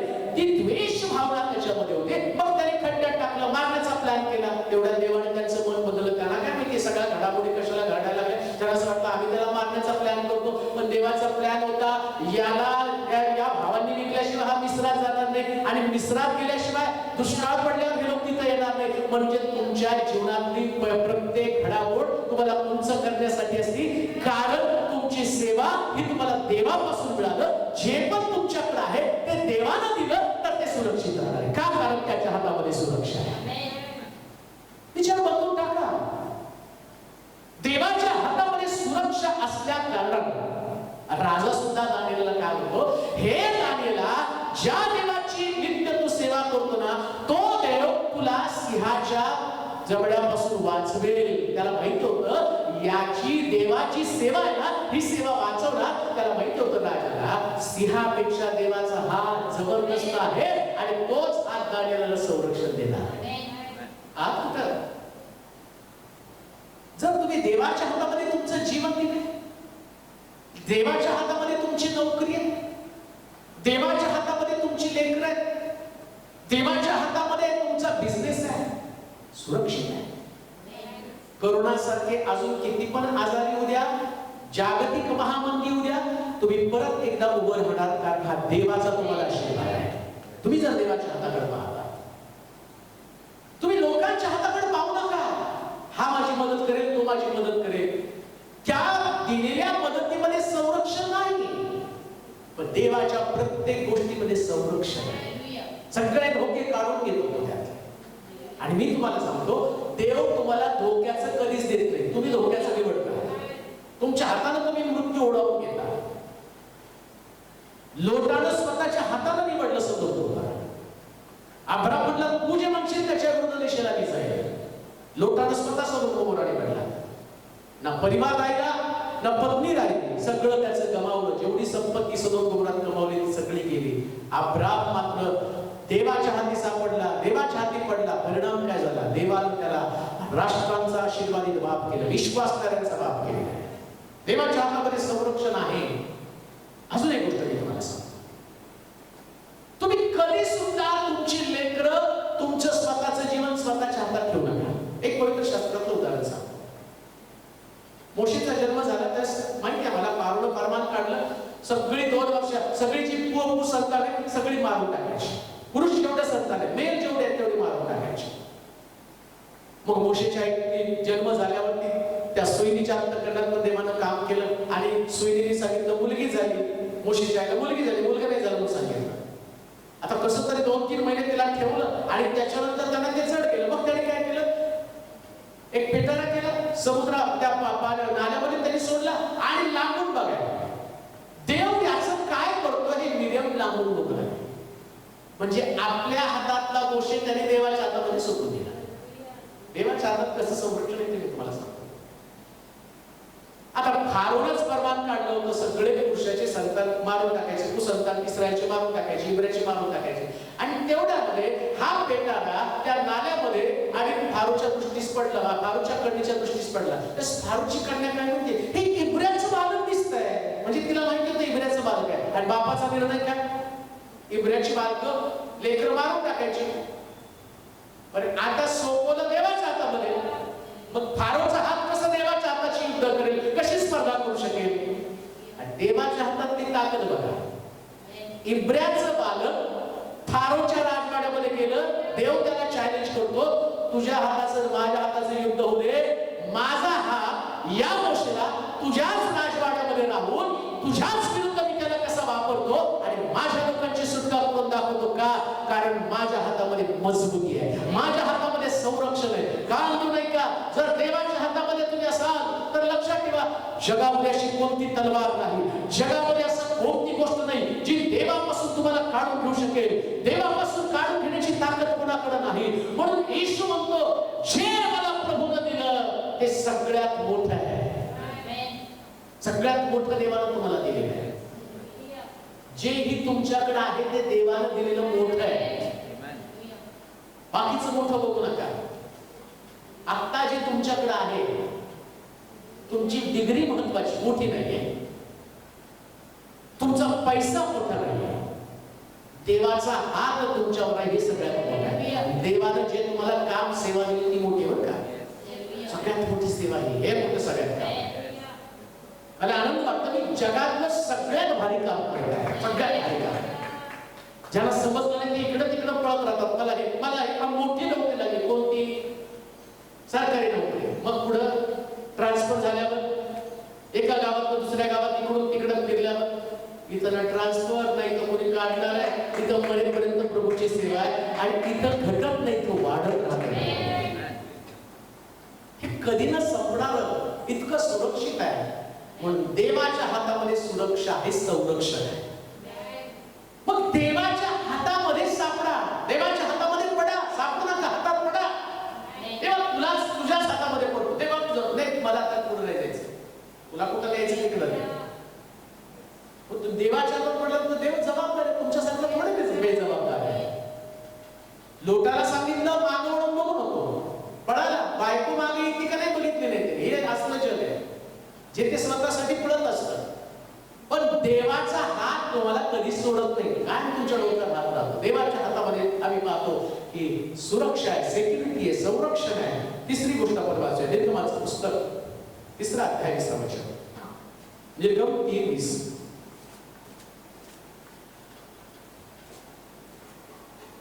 मग मी आपला हात पुढे करून मिस्र देशात ज्या सर्व अद्भुत कृती करणार त्यांचा मारा मी त्यांच्यावर करीन. मग तो तुम्हास जाऊ दे. चौथी गोष्ट, पहिली गोष्ट मी पाहिली देवाच्या हातामध्ये जजमेंट आहे, न्याय. दुसरी गोष्ट मी पाहिली देवाच्या हातामध्ये सुधारणा आहे. तिसरी गोष्ट मी पाहिली देवाच्या हातामध्ये संरक्षण आहे. आता चौथी गोष्ट, देवाच्या हातामध्ये आम्हाला का पडायचं? कारण देवाच्या हातामध्ये मिरॅकल आहे, चमत्कार आहे. बरेच लोक म्हणतात आमच्या जीवनामध्ये चमत्कार व्हायला पाहिजे.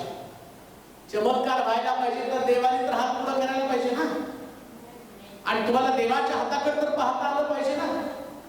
तुम्ही प्रश्न आल्यावर माणसाच्या हाताकडे पाहता.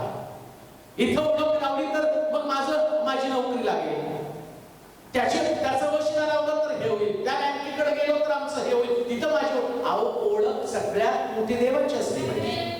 फक्त देवाची ओळख असली पाहिजे. मला चांगलं आठवतं, एक पास्टर देवानं त्याला विजन दिलं. त्याला सांगितलं की तुला एक मोठं चर्च बांधायचं, 50 कोटीचं चर्च बांधायचं विजन त्याला दिलं. त्याच्याकडे पैसे नव्हते आणि सगळ्यात मोठ्या बँकेमध्ये तो गेला की ज्या बँकेमध्ये म्हणजे आतमध्ये फॉरेनमध्ये गोष्ट घेतली नाही. आपल्याकडे बँका सगळे पैसे घेऊन पडून जाते, त्याच्यात काही प्रश्न नाही. कोणीला देतात आणि ते पडून पण जातात. इकडचं नाही, परदेशात नसा.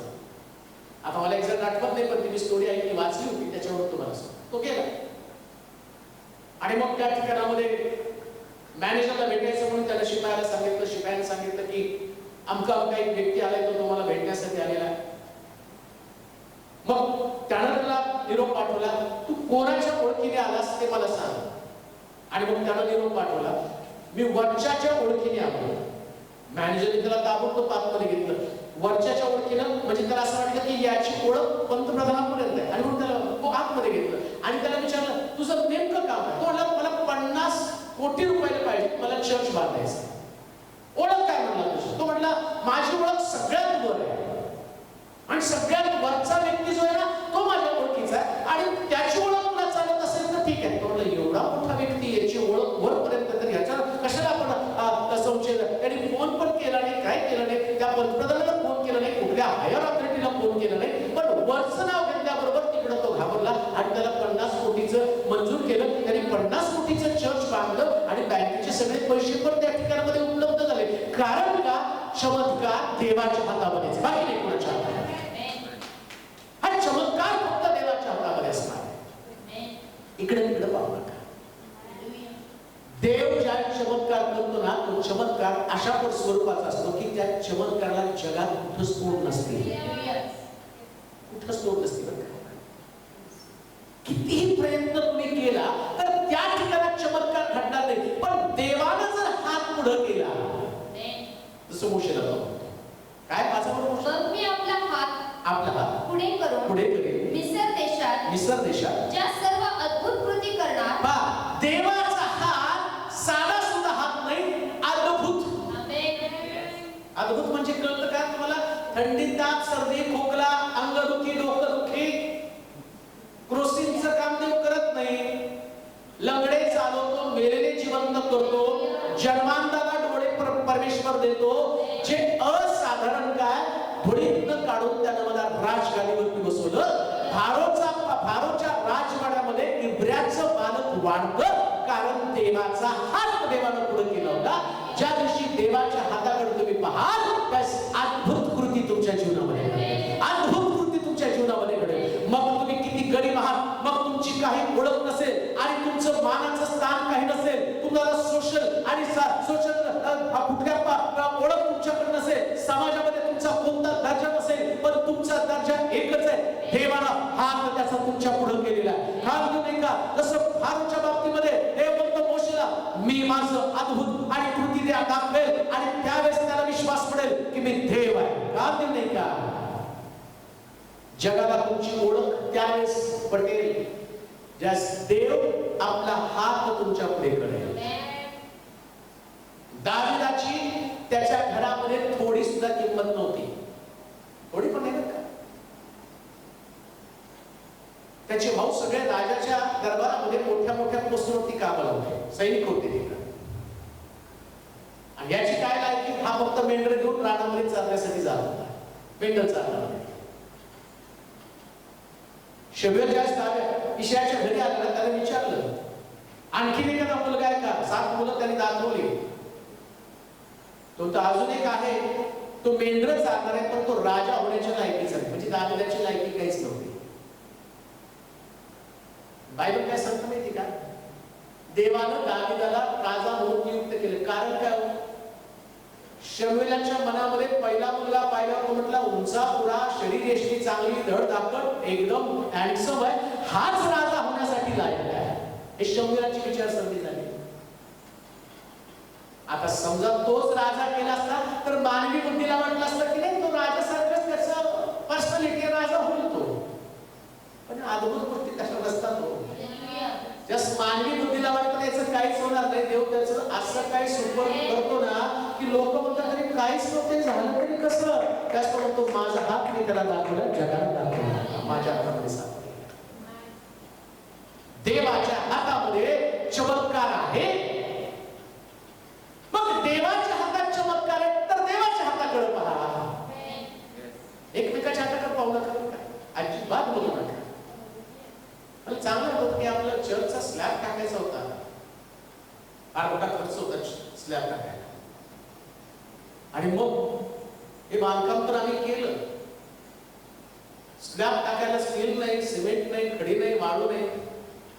मग त्याचे महापौर होते ते वापर म्हटले तुम्हाला काय लागलं तर आम्ही देऊ. त्यांना आणलं, दाखवलं, म्हटलं हा स्लॅब टाकून द्यायचा. त्याने बघितलं आणि म्हणजे बिंदास आता काय महापौर स्लॅब टाकून ऐकली ती ख्याती सगळ्याला मदत करतात म्हणून. पण ते स्लॅब बघितलं, एवढा मोठा स्लॅब म्हणल्यावर फादर मी घरामध्ये चांदीच्या किंवा सोन्याच्या चमच्याने जेवण नाही बरं का. म्हणजे त्यांना सांगायचं की एवढं मोठं मी टाकू शकत नाही. आणि त्यास जे चर्चमधले जे चर्चमध्ये काम करत होते, चर्चचे मेंबर, जे चर्चचे एल्डर होते, राजू लोखंडे, आणि तेच हे काम करत होते. ते म्हटले की काय झालं, सगळं बांधकाम झालं तयार, आता स्लॅबचं काय? म्हणजे ठोक. तो म्हटलं पैसे आहेत का? आणि माझ्याकडे रुपया नव्हता, 1 रुपया पण नव्हता. म्हटलं ठोक, किती दिवस लागतील ठोकायला?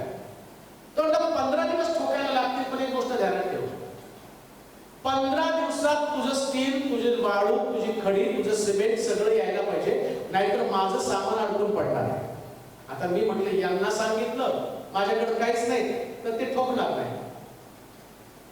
आणि म्हणून मी ते महापौरच्या शब्दावर पण विश्वास ठेवला, ठोकल्यावर देखील ते, मग ते ठोकून झाल्यावर त्यांनी नाही म्हटले.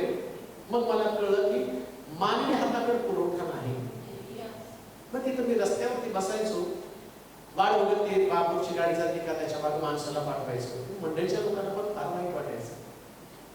असे ते मंडळीचे लोक एकदा आले तर म्हणजे पास्टर त्यांच्याकडे नका बघू, आपण प्रार्थना करू त्या गोष्टीसाठी. लोकांना मी परिस्थिती सांगत होतो, पण लोकांना परिस्थिती माहिती होती. मग सगळं ठोकत असताना मी यायचो, प्रार्थना करायचो, आणि जसं जसं हे ठोकत चाललं, भरत यायला लागलं, तसं माझ्या छातीमध्ये दगड राहिलं. कारण मी त्याला सांगितलं होतं राजू लोखंडेला की तुझं ते ठोकून होईपर्यंत मी सगळ्या गोष्टीची तरतूद करतो. आता मी एकदम थंडगार झालो, पण देवाला हात मारला, म्हटलं प्रभू आतापर्यंत तू चालवलं, याही शेवटच्या क्षणामध्ये तू अद्भुत चमत्कार करणार हा माझा विश्वास आहे. आणि मग प्रार्थना करायला सुरुवात केली.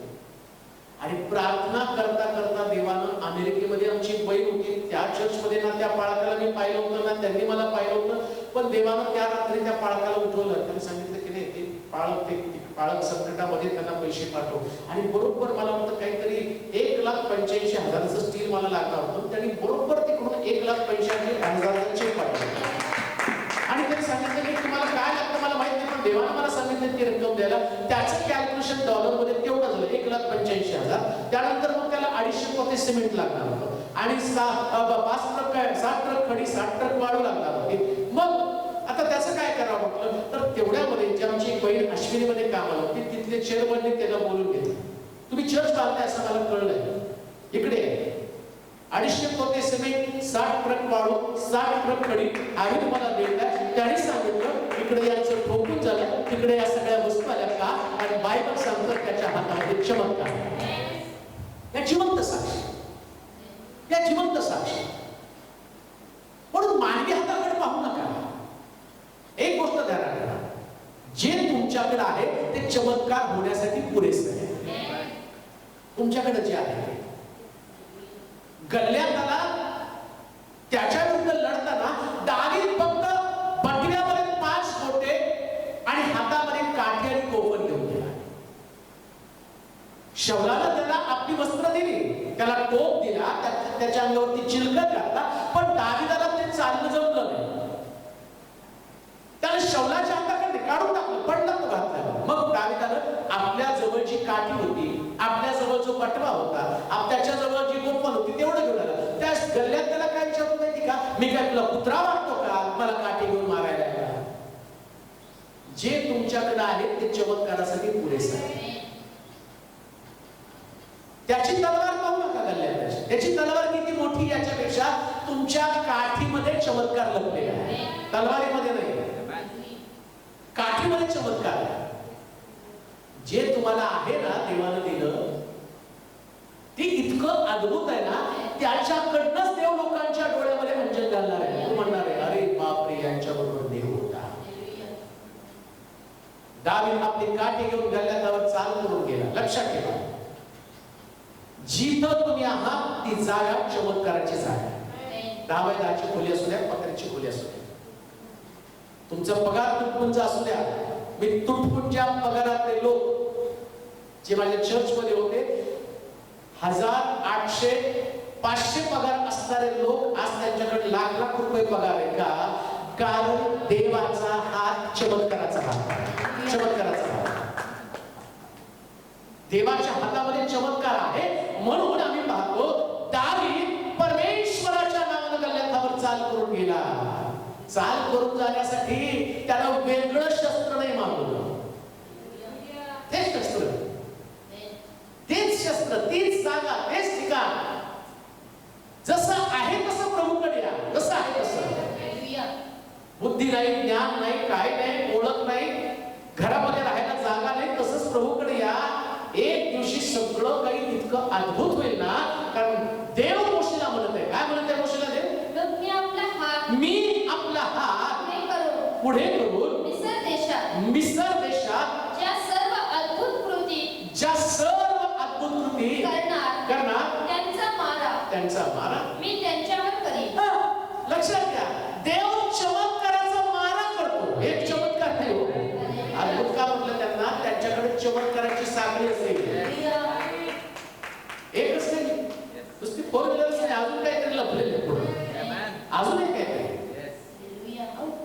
तो चमत्काराचा मार्ग. प्रॉब्लेम काय माहिती का? आम्हालाच एक घेऊन बसायची सवय आहे. आम्ही समाधान बस झालं बरं सगळं जिकडे तिकडे. तो म्हणतो नाही रे, आता तर सुरुवात आहे. हे स्टार्टर आहे. हॉटेलमध्ये गेल्यावर स्टार्टर खाऊन कोणी घेत नाही, घरी येत नाही. नुसतं जर नुसतं स्टार्टर खाऊन घरी येतो ना, तो चेंगट आहे. सुरुवात, ती सुरुवात आहे, स्टार्टर आहे. अजून तर एक एक आयटम यायचे आणि ते आयटम आल्यावर मग तुम्हाला ओरडा, रे बाप रे, एवढ्या वर्षाच्या सेवेमध्ये देवानं एक एक एवढे आशीर्वाद दिले. मी म्हणून फक्त धन्य त्याचं नाव का, कारण तो अद्भुत आहे, त्याच्या नावामध्ये सामर्थ्य आहे. अजून तर पुष्कळ तुमच्या जीवनामध्ये आशीर्वाद द्यायचे. अजून एक पासा वचन काय देवाच्या हातामध्ये? स्तोत्र 31 आणि त्याचं 15 वचन. स्तोत्र 31 आणि त्याचं 15 वचन. हा, स्तोत्र संहिता 31 अध्याय 15 वचन. माझे दिवस तुझ्या हाती आहेत, तुझ्या हाती आहे. माझ्या वैऱ्यांच्या हातातून माझ्या पाठीस लागणाऱ्यांपासून मला सोड.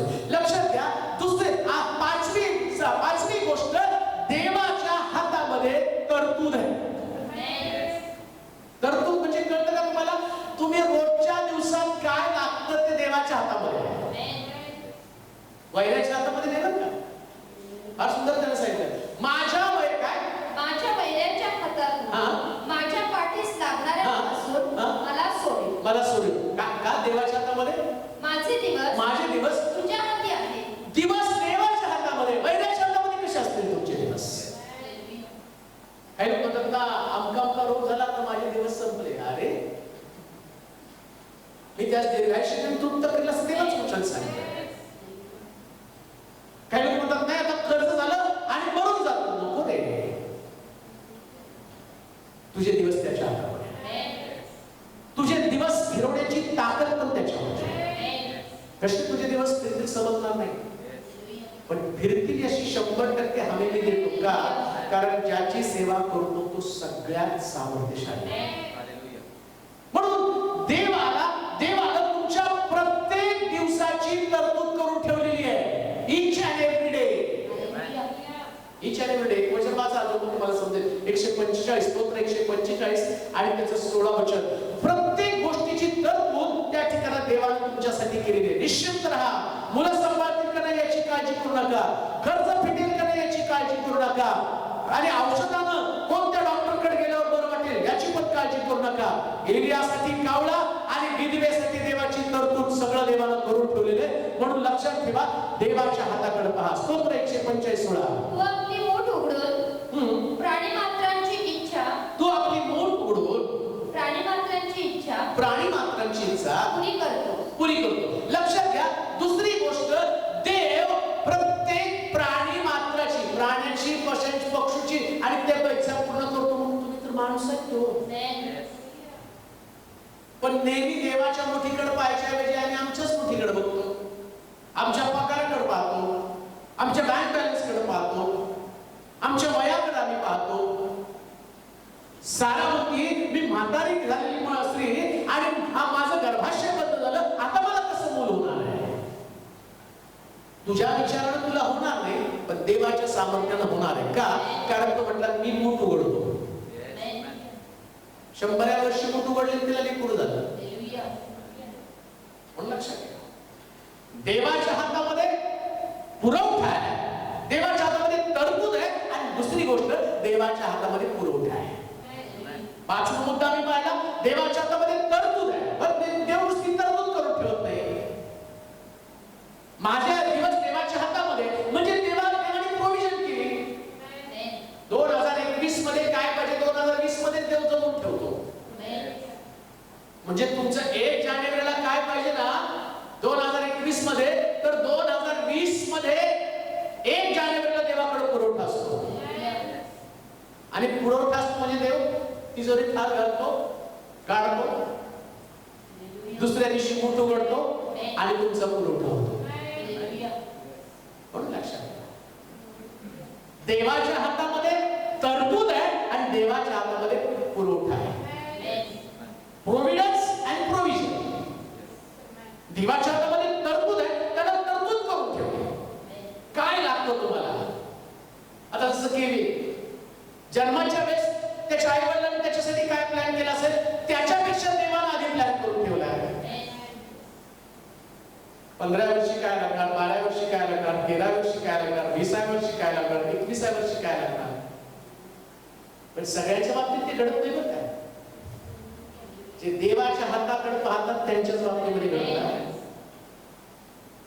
काय या 7 लोकांना ईशाच्या घरातल्या 8 पैकी 7 एकालाच का निवडतो? यांना का नाही निवडलं या 7 जणांना? कारण यांच्या हातात तलवार होती तरी लपून बसले. दाविदाच्या हातात काठी होती पण दावीद म्हणतो मी परमेश्वराच्या नावाने चालतो.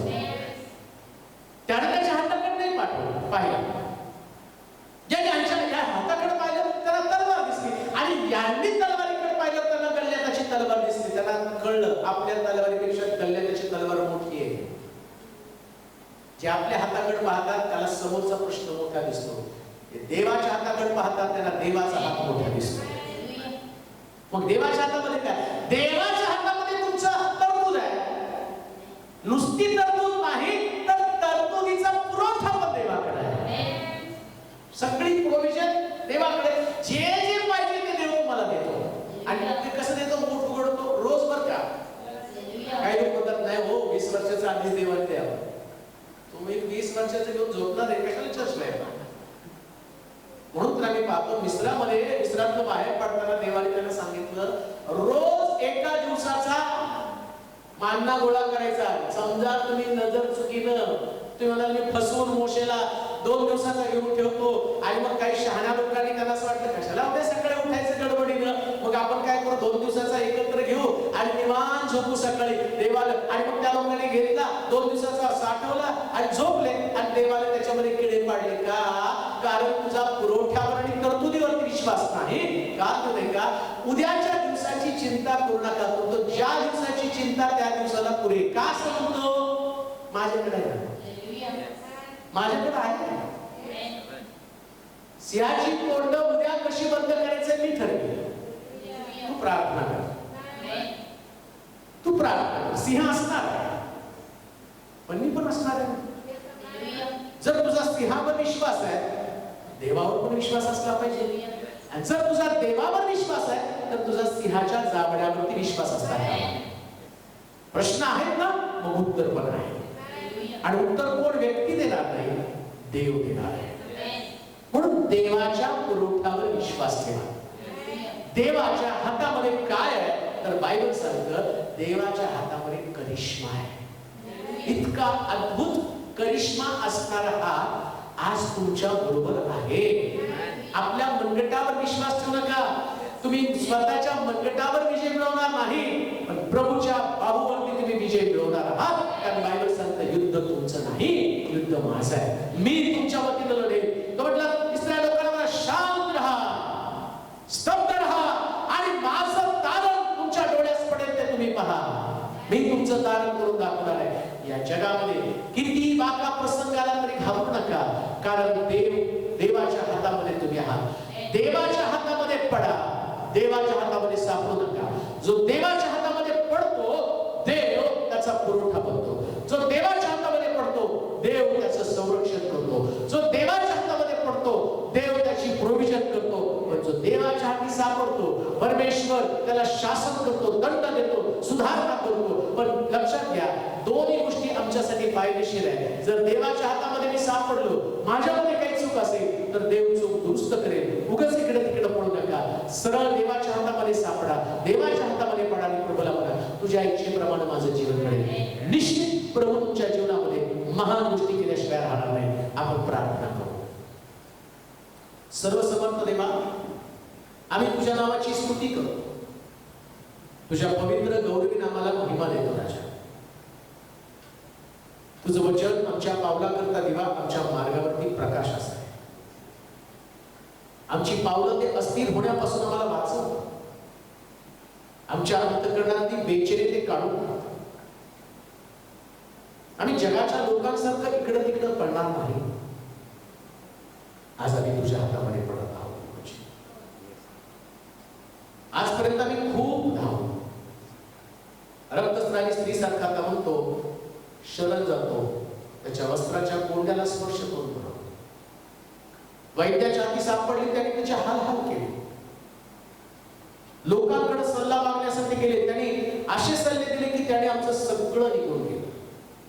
परंतु शेवटी जसं ती प्रभूला शरण गेली, तसं आम्ही तुला शरण येतो. वर्षाचे 365 दिवसाचा पुरवठा निश्चित तुझ्याकडे आहे आणि तो पुरवठा तू आम्हाला करणार आहे. आज जेवढे लोक तुझं वचन ऐकत आहे प्रभू, त्यांच्यामध्ये विश्वास उत्पन्न कर आणि रोजच्या दिवसामध्ये त्यांना देवाकडे पाहण्याचा अंत कर. आम्ही कधीच इकडे तिकडे बघणार नाही. आम्हाला ठाऊक आहे की जो आमच्या बरोबर आहे त्याच्या हातामध्ये चमत्कार आहे, अद्भुत करण्याचं सामर्थ्य आहे. जे हे संदेश ऐकत आहे अशा प्रत्येक व्यक्तीला हा अद्भुत, सामर्थ्यशाली आणि गौरवी हाताचा अनुभव येऊ दे. साक्ष होते प्रभूजी. हताश निराश होता त्याने देवाकडे पाहावं, देवाच्या हाताकडे पाहावं. तसली दृष्टी त्यांना दे. लेकरांची गरज भागव, नोकरीची गरज भागव, बरकतीची गरज भागव. कर्जात आहे त्यांना कर्जात बाहेर काढ. ज्यांच्या घरामध्ये वादविवाद, भांडण आहेत, अशांती आहे, एज्युकेशनचे प्रश्न आहेत, करिअर संबंधीच्या अडचणी आहेत, नोकरीच्या समस्या आहेत, परंतु आज मी या सगळ्यांना तुझ्या हातामध्ये सोपवत आहे. मला माहिती की हा हात सामर्थ्यशाली हात आहे आणि त्याच हाताच्या अंगाने असणारी सुटका सर्वांना मिळते. गौरव देत तुझी स्तुती करत येशूच्या नावात ही प्रार्थना केली म्हणून